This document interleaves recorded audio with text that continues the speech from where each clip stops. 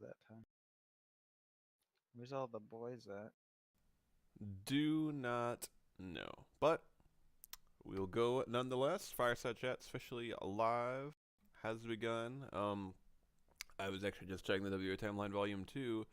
January, I think it was the 25th, was the first Fireside Chat. So we're actually like a month and 3 weeks, a little less, away from the 1 year anniversary of the Fireside Chat. So that'll be cool. It was the Emperor's Fireside Chat at that time. It was, yeah. Yeah, I guess the exact change would just be March 15th when the new era began. But yeah, as far as stuff going on this week, so obviously I had to move it an hour earlier because of work, and actually if it goes too long, I might have to call it. We'll see. I'm thinking it won't because we don't have a huge showing of people, and I don't know that we have too much going on as far as stuff. Mostly just Yule related, I guess. December calendar is up. Should be everything correct on there, I think. But if anybody wants me to add anything or fix anything, edit anything, I can do that pretty easily. It took me a day or two to get GIMP and stuff set up on my new computer. Got my fonts and everything. I was having this weird bug where I would add all my fonts and it just said that there was no fonts. But finally got them, all like Norse fonts and Thor fonts. So that's what I needed. As far as stuff coming up, 21st is the official day of Yule, so I think, I know Rod was talking about, and I think she made an announcement, about the exact thing, but about going to getting voice on the 21st, and we'll open up our secret Odin gifts and stuff like that, and yeah, either reveal who sent them or not, I guess, and that should be fun. So it'll be the 21st, and then I don't know that we have any other events planned for Yule, but I imagine there'll be some stuff going on. I'll probably bring back story time again around that time. I know for the Festival of Sigurd, there's still that art contest. Solite posted about that in announcements. I believe it's to draw your warband ship or depict it somehow. And I think that's about it that we've got planned. I don't think there's any tournaments with a set date or anything. I know Aaron was talking about a Star Wars The Old Republic night. I think, I'm not sure if he's, I think he posted somewhere what the day is for that, but I'm not sure. But if it becomes a regular thing, maybe we'll add it to the calendar and stuff like that. That'd be cool. Well, I think there's a talk of Borderlands night too. But other than that, that's about all I know we have on the docket for December. So, I guess at risk of it being a pretty quick fireside chat, anybody have anything they want to bring up? I want to bring up the Borderlands Night. So that's a game that's you're restricted to having only 4 people in game. Is that is it okay to have a night where only a limited amount of people can actually play? I mean, I know we've been doing other nights like make Monster Hunter, but I don't exactly know how that's going. Is it Monster Hunter restricted as well? Monster Hunter is 4 players. Warframe is 4 players. I haven't been having any issues. I don't see why we can't have more than one group. All right, I thought those games were more than just that. So no. Well, it's up to the person organizing the event to figure it out. It's not always easy, but you cycle one person through per mission, depending on the game, obviously. But you cycle people through, or you make 2 groups if you have enough people. Great. So far, we haven't had an issue with Borderlands. It's just been 4 of us. So.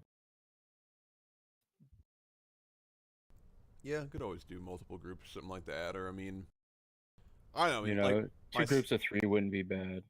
Yeah, that too. I was just gonna say if it's something like 5 people, or you get some weird number. Like I know myself, I usually will have fun just like hanging out in voice. If somebody's like, if it's just like an odd number or something like that. I think it's probably not too big. Yeah, Yeah, Manny was complaining about not being able to play that night. I was totally willing to drop out and let him take my spot. I think it's the burden of leadership to do stuff. But then they don't have their leader in game. I'm not really their leader. They can get on without me. Well, Alright, well that was the only questions I had about restricted game nights. I'm also quite annoyed with game nights or movie nights where the host, who has a locked room, goes to sleep. Hey, that was Llamas.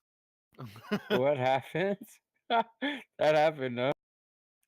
In my defense, that was 2 movie night back to back. That was 2 movies back to back. Ah, You went to sleep that night? can't do like a hot fix, hey Drum, now you host. Nah, I will keep it locked. I would have hosted both movies, but I couldn't legally get John Wick 2. So Llamas volunteered and then went to bed. Llamas volunteered, and we watched some YouTube Then videos open that the were room, you walnuts. questionable. I know. The mini movies are the best if you want to come to movie night. What's going on with the anime night? Do we have any? That's anything? That's L. Eldholm that's organizing.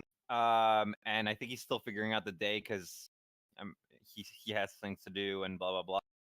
Okay. Is it gonna be movies or is it gonna be like an actual series? Because that's It's gonna gonna be horrible. It's gonna be a series.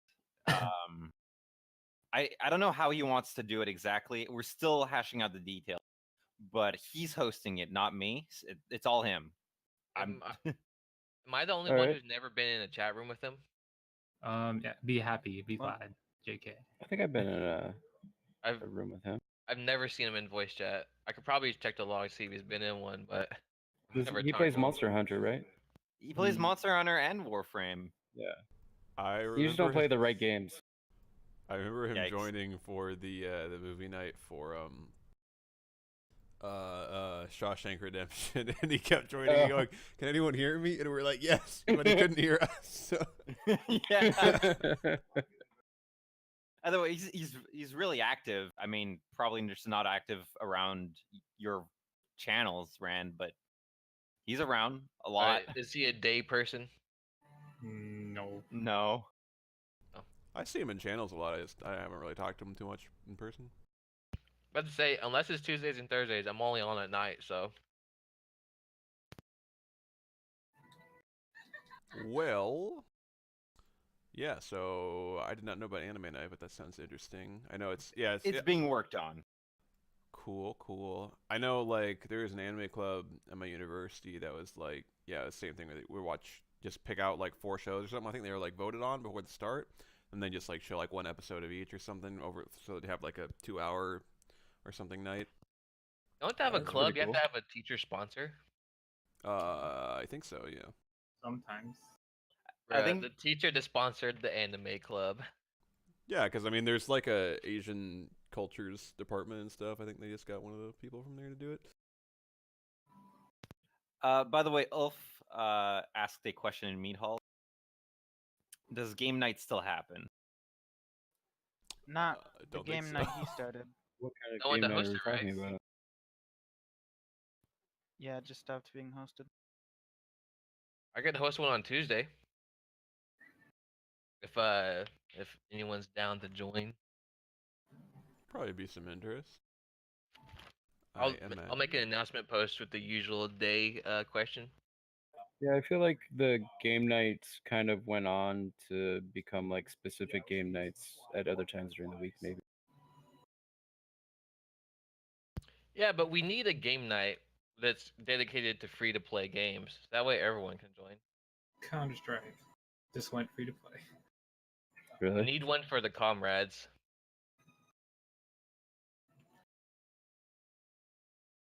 Well, anybody have anything else they want to bring up? I know Rand's gonna talk about the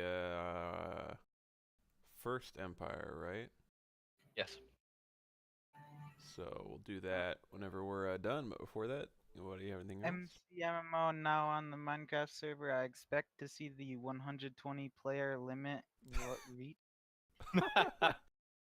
I was the first person the instant Frost posted that in the Minecraft channel. He's like, I added it. I was like, ooh, I'm on that. Jumped on the server. I'm sure everyone's already leveled up past me by now because that was the only time I played. And make sure you get your spot. Yeah, I yeah. don't think Ulf's even leveled excavation yet.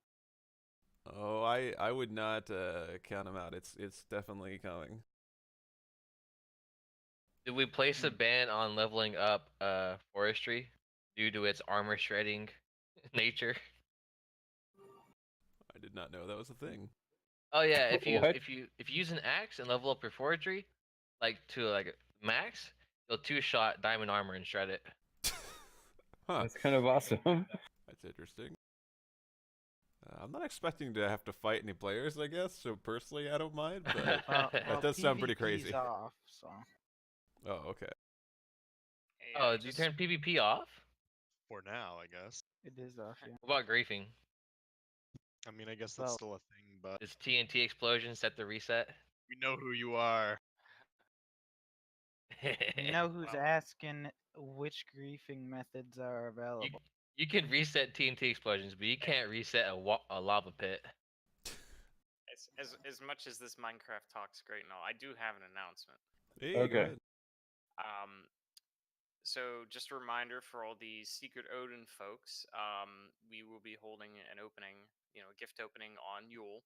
So that's the 21st, I believe. Friday, right? Yeah. 21st. And so we just want to collect some times when people are going to be available to meet.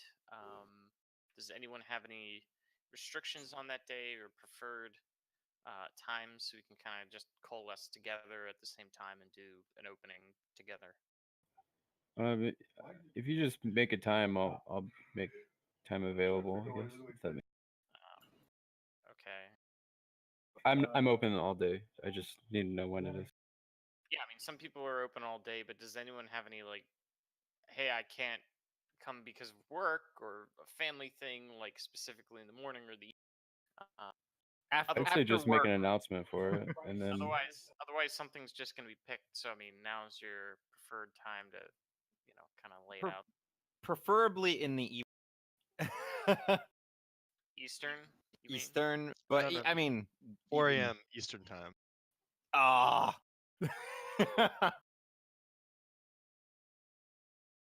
You know Everyone what? can make that, right? When people are likely not working is what I meant. The Friday before Christmas. Yeah. Okay. Who knows? Yeah. Okay. So that evening, try to avoid dinner for people. Okay. I'll come up with something. We'll get an announcement. So just heads up, guys. There'll be something coming up in the next couple days probably. Cool, cool. Anybody have anything else they wanted to bring up? I would request that who's giving the presentation? Was it Rand? Yeah. That you supply any notes you have on the topic to me after the presentation. Yeah, I made notes for you. Excellent. Well, I think we're probably ready for it then. so this is when I take off, right?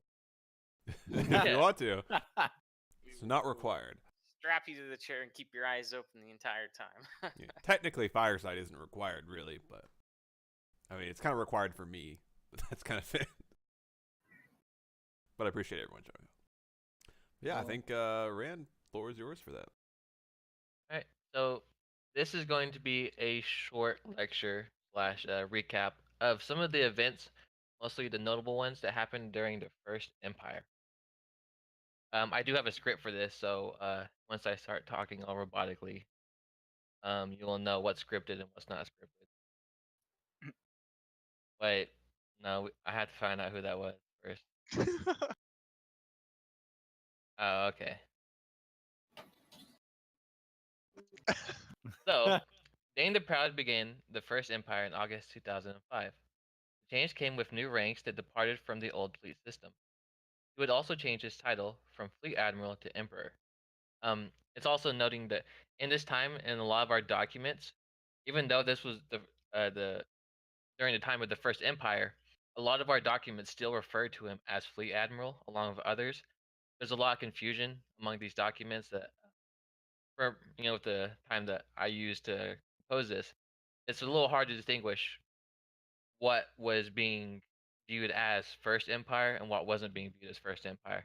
So there's a lot of interlinking, uh, uses of the title Fleet Admiral, Emperor. So with that out of the way, most of this time we'll be referring to leaders as the Emperor. These changes would also bring a new atmosphere and sense of pride to the warriors, as they finally shed off the old skin that lingered from the Imperial Dominion, WA's precursor. During the First Empire, many ancient and famous divisions would be founded, ones that are even spoken of to this day. The Tier Regiment had been founded and boasted heavy numbers. Within this division was the start and story of one of WA's Einarjar, Khotan the Dependable, one of our most distinguished Einarjars. A highly decorated warrior for his skill in Mech Assault 2. For his in-game heroics and activity, he quickly rose to the rank of Lord Captain of the Tier Regiment. Further down the line, in January of 2006, a certain high-flying companion would be convinced to join WA. The man, the myth, the legend, Athkuzi Pride Kilroy, having faced Dane and crew in battles many times, uh, would join forces to create a superpower on Mech Assault 2. His followers, being large in numbers and skill, would merit their own minor house that has become, as we know today, a full-fledged house, wearing their bright green colors that can be found smoking herbs. Along with some of the creations of the house, the following verse is taken from the Kilroy Remembrance, a series of entries written for the House Kilroy Codex, made by Athkusi Pride Kilroy. I believe there was no distinction between if he wrote this or if Dane wrote this, but I lean more towards Athkusi writing this due to the words specifically used and the point of view and perspective. If you wouldn't mind, Vest, confirming, know who made it? As I understand it, it is Athkusi, it is Kilroy that wrote it. I believe so too. But the Kilroy Codex was posted by Dane, so that's where the confusion comes from. Yeah, honestly, I won't talk to like a House Kilroy member like Frostolf or Athval, who would probably have a better idea. I believe so. Yeah. Um. So this is from Book 1, uh, Section B8. Uh, in this time of unnoble strife and greatness, our favorite clan came across another clan who showed honor and loyalty, who showed the rare qualities that we valued so highly. They called themselves the Tyr Regiment, but in time we learned that they were part of a larger clan known as the Warriors of Aesir. Tyr Regiment was led by the inaugurate Emperor Dane. The great herald, Kilroy, and his most trusted falcon guard quickly found themselves fast friends of this leader and ragged bunch of mech warriors. In time, our friendship flourished, and the warriors of Aesir understood the great rewards of hunting with the falcon. The warriors of Aesir offered us stability, organization, and support. They offered us things we had ourselves, or things that we ourselves had not yet the strength to provide. Yet in turn, we offered our greatest assets: loyalty, honor, and integrity. A deal that favored both sides was quickly agreed upon. Emperor Dane and Khan Kilroy then met. Blood oaths were spoken and promises were made. In that moment, two great clans were united. Emperor Dane became the Ilkhan, and Khan Kilroy Pride became Admiral. And here I made a note, the Ilkhan, for those who are not versed in the Mongolian culture, means Khan of Khans. So Kilroy himself recognized him as a Khan above himself. House Kilroy became part of WA, and WA became part of Clay Jade Falcon. We Falcons keenly remember our birth, for by what better standard is there to judge our death? Along with, that was the end of the verse from the Kilroy Remembrance.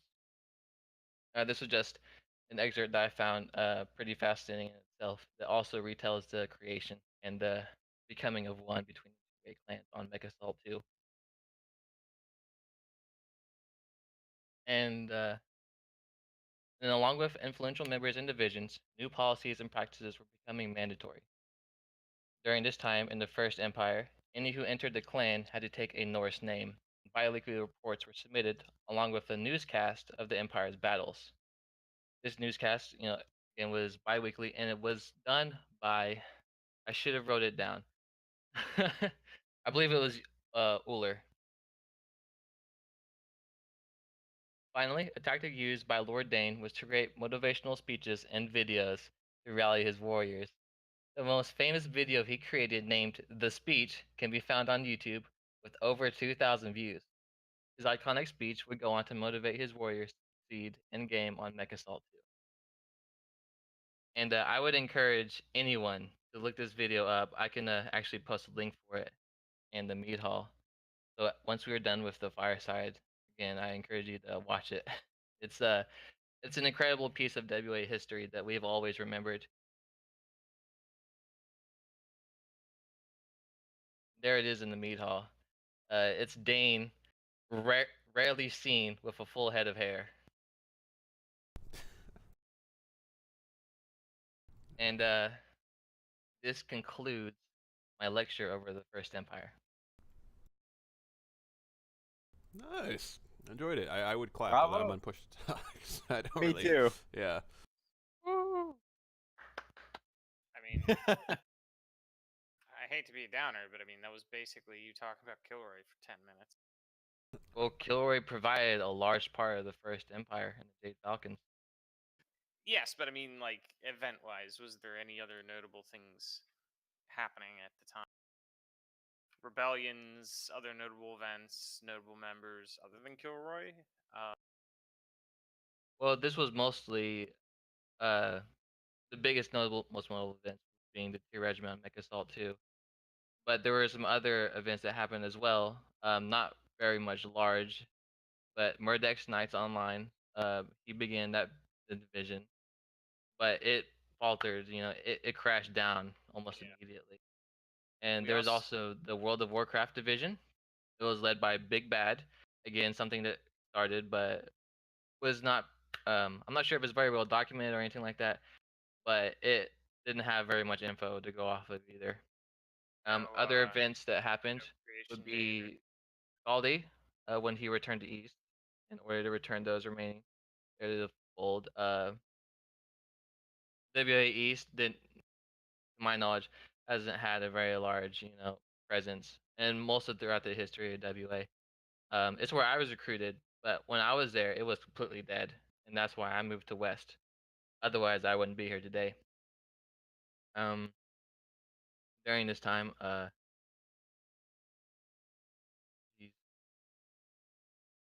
this is also the time in which Saint Santifico made the prophecy during the First Empire, but we've already spoke about that.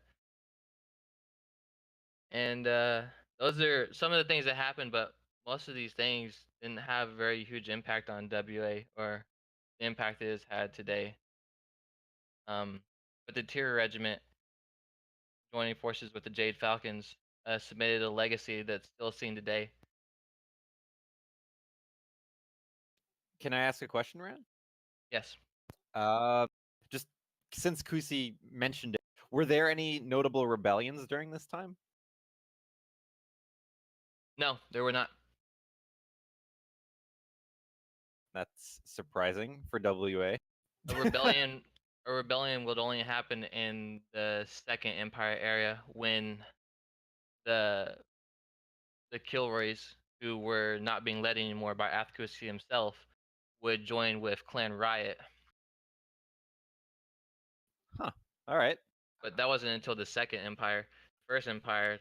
Well, being second, no second rebellion. Empire was like 2010. So Second. Yeah. the Second Kilroy Revolt was Empire 2008 or so, wasn't it? 2007, 2008. Feb 19, 2010 to June 8th, 2016. Yeah, Second Empire. But I was around for all. There wasn't any Kilroy Revolt during then. But I remember it was like the Kavigling Revolt, right? It was all a Frosthoff line. I thought that was 2007 or 2008. Yeah, it was Kviglings. Well, in 2008, you had Awen depart, so she Mm. had goings on. I mean, I was direct product of that. And looping back to your first thing about all these other divisions kind of getting spun up, you had Jotunheim, the Eve division, right? That Kilroy or Athkuzi was a part of, as well as Jacob Evans and Hingara and Corsair and some other folks. And how those two things tie together, and I know this because it happened to me, was because Awen approached me about gaming and she wanted to pull me into her sphere of influence in her little clan. I said, no, I'm not interested. I just want to game. So we did that. And what happened was I got IP banned from the clan channel. I was on a different name at the time, so it got matched. And when I went on in under Kuzi, it said I was banned. So I actually talked to Kilroy. Said, "Hey, what's up? What's going on here?" And he's like, "All right, dude. You know, I'll check it out. Let you know." And so that happened, and eventually Dane heard about that. You know, he was informed, and he basically tried yelling at me for even associating with Awen at all. And I said, well, you know, I don't want to be guilty by association. That's stupid. You can't do that. And he would have none of it. And so I argued with him. And basically, you know, I was going to be demoted and potentially exiled like 2 months in. So what happened was Jacob Evans, who's on the council at the time. We had a council, and at I guess Dane's chagrin, Jacob Evans said, "Well, the council intervened and basically said, no, you're not going to exile him." Jacob Evans said, "Well, come join Eve. I will treat you as an asset rather than, some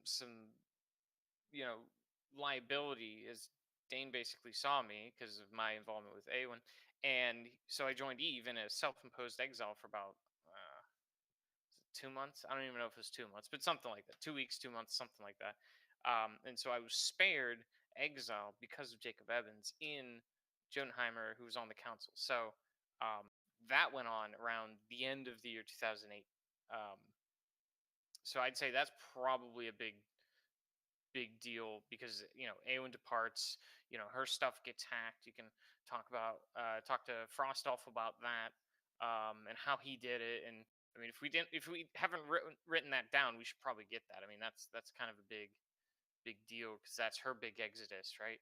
Well, again, none of that happened during the First Empire era. Yeah, it's all Third Fleet stuff, but I mean, hey, I mean that's already a nice, interesting, bit of backstory there. I think I'm sorry, I was reading those dates wrong. That it ended April 8, 2008. I'm sorry, I thought that was the next thing at the end of the year, not ending in. It was still very informative. I'm sure we'd love to get you on like a Third Fleet era lecture for one of these too, for a full one too. That yeah, bread and butter right there. Well, I gotta get going here, so I'm probably gonna call it unless anyone has any final announcements. I know Ulf was saying he wants to restart game night Sunday nights possibly.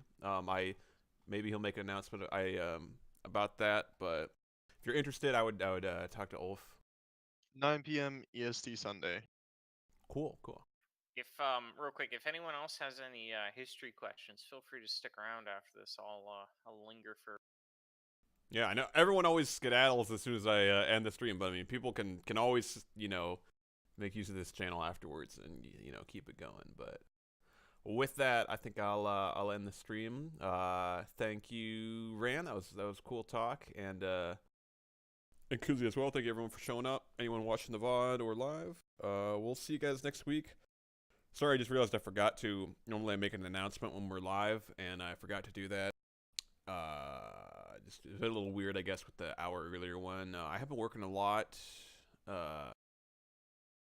Might work a lot more towards the holidays, so I'll try to keep you guys posted if there might be some possible cancellations or changes in times for the other Firesides this month. We'll see, but we'll plan on next Thursday, so I'll see you guys then.